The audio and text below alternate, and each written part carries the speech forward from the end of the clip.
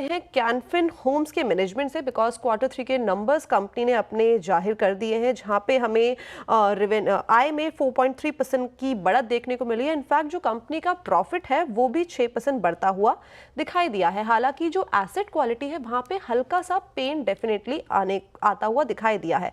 अब नतीजों और ग्रोथ आउटलुक पर बातचीत करने के लिए हमारे साथ जुड़ रहे हैं कंपनी के MD and CEO Suresh Iyer ji. First of all, good morning, sir.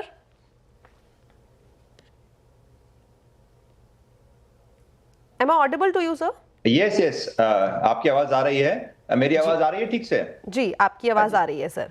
ठीक, first of all sir congratulations, company ने अपने Q3 के नतीजे जाहिर कर दिए हैं और नंबर्स हमें पॉजिटिव साइड में देखने को मिले हैं। लेकिन अगर हम देखें कि हाउसिंग फॉर्म्स के ऊपर नजर डाली जाए तो it is over 85% of the loan book. तो आपको इस टाइम पे डिमांड एनवायरनमेंट किस तरीके का दिखाई दे रहा है? कर्नाटका और आंध्र तेलंगाना में थोड़ी सी वीकनेस है बिकॉज ई खाता के को लेके काफी इश्यूज आ रहे हैं कर्नाटका में। अदरवाइज हमारे जो नॉर्थ के ब्रांचेस है, राजस्थान गुजरात के ब्रांचेस है, तमिलनाडु में जो है, यहाँ काफी अच्छी पॉजिटिव वाइब्स है, काफी अच्छा डिमांड है। We are not facing any problem. तो ये कर्नाटका में अगर ये ई खाता का भी इशू ठीक हो जाए तो मेनली हमारे जो 30% बिजनेस है वो ये कर्नाटका से आता है। इसकी वजह से कर्नाटका बहुत ही इंपॉर्टेंट है हमारे बिजनेस के लिए। सो वहां अगर थोड़ी सुधार आ जाए तो it will be much better for us. पे सुधार की उम्मीद कर रहे हैं आप। गुड मॉर्निंग सर, श्रेया बात कर रही हूँ मैं। सुरेश जी, आपने हाउसिंग फॉर्म्स की तो बात की, लेकिन मेरा सवाल हाउसिंग लोन सेगमेंट के ऊपर, हाउसिंग लोन का कौन सा सेगमेंट आपको ज़्यादा बेहतर परफॉर्म करता दिखाई दे रहा है? हालांकि रिपोर्ट की बात करूँ तो प्रीमियम सेगमेंट ज़्यादा बेटर परफॉर्म कर रहा है और एवरेज टिकट साइज भी आपके लोन के अराउंड 23 लाख है। Is the affordable segment tidying well? क्या लग रहा है आपको? देखिए, ये काफी क्वार्टर्स, 2-3 क्वार्टर से मेरा मानना है कि अफोर्डेबल सेगमेंट जो है वहां थोड़ी वीकनेस दिख रही है। एंड रीसेंट एक रिपोर्ट में भी जो है ये दिख रहा है कि it is now gone to in the single digit growth numbers, जो अफोर्डेबल अप टू 15 लाख का जो सेगमेंट है वगैरह। हम जो सेगमेंट में ऑपरेट कर रहे हैं उसमें there is a steady business, there is no major growth. 15% के आसपास का ग्रोथ इंडस्ट्री में भी दिख रहा है। जबकि आपने जैसे सही कहा कि प्रीमियम जो सेगमेंट है उसमें growth is better. So overall industry का ग्रोथ अराउंड 12 to 14% का रहे, बट उसमें affordable is low and super premium is very high. And जो सेगमेंट में हम लोग हैं that is average in the 13-14-15% के आसपास ही है।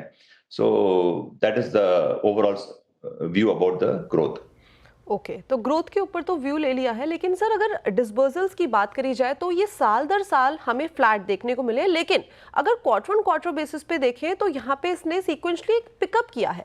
बट आने वाले क्वार्टर्स के लिए, Q4 के लिए क्या आउटलुक है? किस तरीके के नंबर्स हमें देखने को मिल सकते हैं? देखिए, ये Q2 से हमारा जो ग्रोथ है काफी इंप्रूव हो रहा था and in Q2 also we had a very good growth.